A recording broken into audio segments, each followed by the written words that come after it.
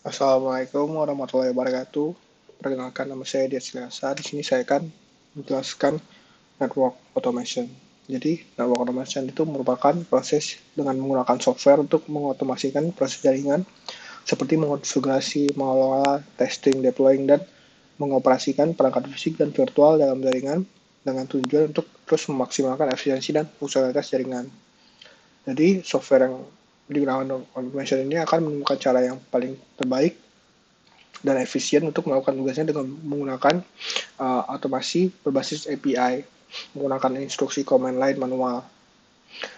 API tersebut dapat digunakan langsung dan atau juga dapat digunakan melalui bahasa pemrograman seperti Python, Java, atau Go.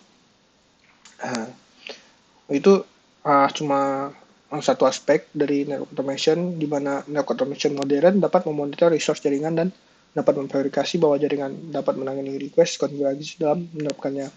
Jadi network automation memainkan peran kunci dalam network virtualization dan juga software defined networking.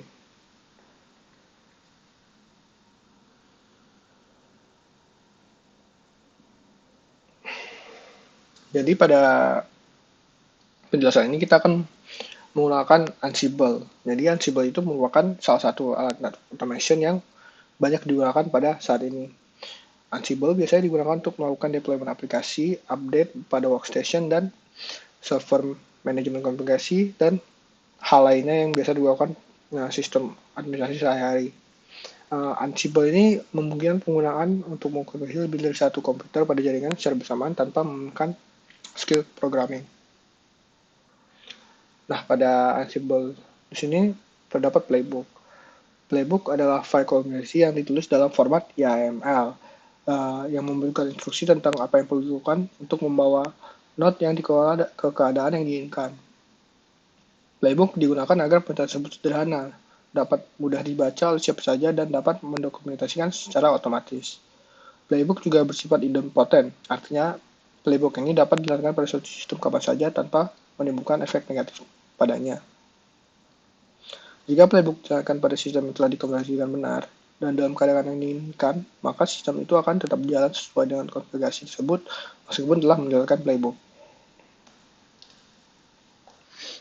Nah, pertama, kita akan membuka folder H Ansible dengan menggunakan cd H Ansible. Lalu kita akan menggunakan command ls untuk menemukan file CFG Ansible ini kalau sudah ada. Lalu pada uh, sekarang ini kita mengedit file tersebut dengan menggunakan sudo nano. Di file tersebut kita akan membuat host key checking menjadi false. Menjalankannya, hal ini akan membuat untuk menghindari host key checking yang digunakan oleh Ansible untuk mengkoneksi kepada hostnya. Jadi tidak perlu menggunakan host key checking. Nah, pada network automation ini kita menggunakan router CSR 1000V dengan host iOS XAM GMT Cisco.com. Dia memiliki port 8181. Nah, dari router ini kita masukkan ke file host kita yang dapat Ansible untuk mengconnect ke router tersebut. Sudah dapat kita lihat Ansible user, password, portnya, dan juga hostnya dapat kita masukkan. Nah, di sini dapat kita penggunaan Ansible untuk melakukan command-command tertentu seperti Ansible routers ping. Nah, command ini digunakan untuk melakukan ping pada router yang telah dikoneksikan tadi, yaitu pada ios/exe/mgmt.sys.com dengan nama hostnya tadi yang CSR 1000V tadi. Udah, kita lihat di sini ping tersebut berhasil. Dapat di sini sukses. Lalu command kedua yaitu Ansible routers /m alias command /a untuk menyalakan command show IP interface brief. Jadi command ini akan melakukan command show IP interface brief pada router. Dan router akan menjalankan command ini. dapat kita lihat di sini, komen tersebut berhasil dan menghasilkan interface dari router tersebut. Nah, dan di sini pada gig 1 terdapat IP address 10.10.20.48. Nah, itu salah satu komen dari Ansible yang bisa digunakan. Nah, lalu kita membuat file YAML karena tadi playbook menggunakan format file YAML. Nah, di sini pada gambar ini merupakan file YAML tadi dengan teks yang akan melakukan komen Ansible playbook. Nah, di sini dapat kita lihat teksnya itu dia akan mengkoneksi ke host, dan di host itu berada ios.xaml.com. Lalu di sini dapat kita lihat komen untuk menampilkan Ansible hostname-nya dan Ansible net version-nya.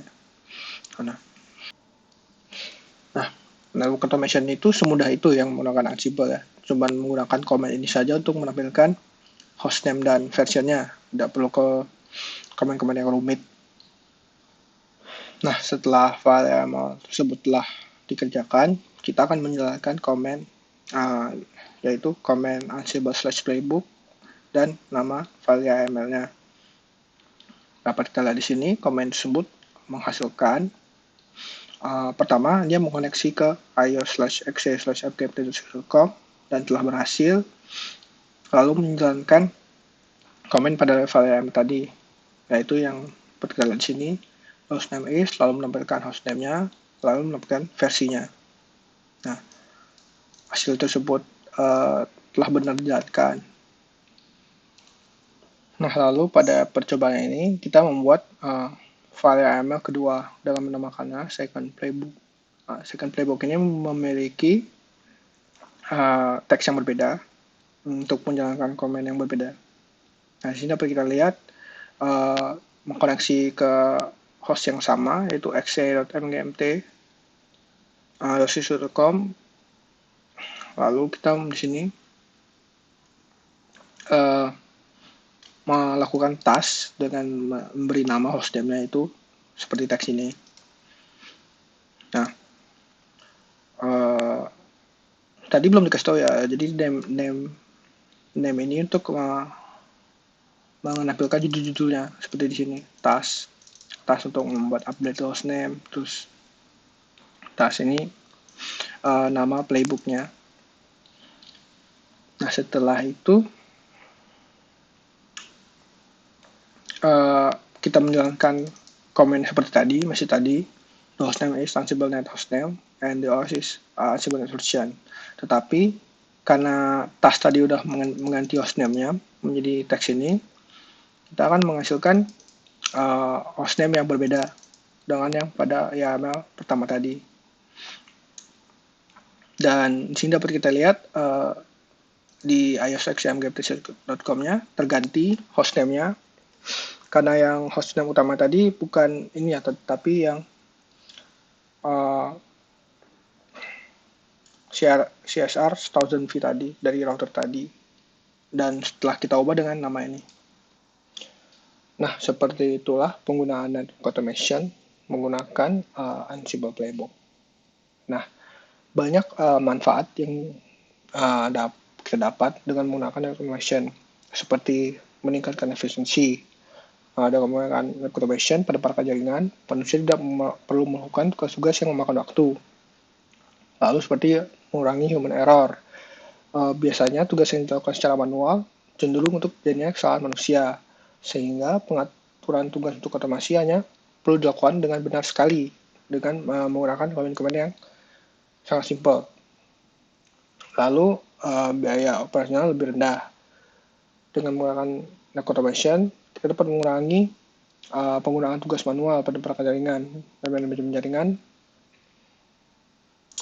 sehingga dapat meningkatkan operasi dengan cepat dan mengurangi jam kerja.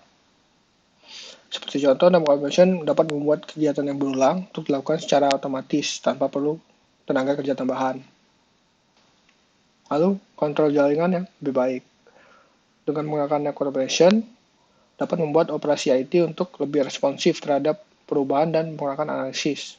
User dapat mendapat lebih banyak visibilitas ke dalam jaringan, sehingga dapat memahami apa yang terjadi dalam jaringan tersebut dengan kemampuan untuk mengontrol dan beradaptasi. Lalu juga peningkatan ketahanan jaringan. Perusahaan dapat memberikan tingkatan yang lebih tinggi dan konsistensi lebih tinggi di seluruh cabang dan wilayah karena tugas manual tidak diperlukan.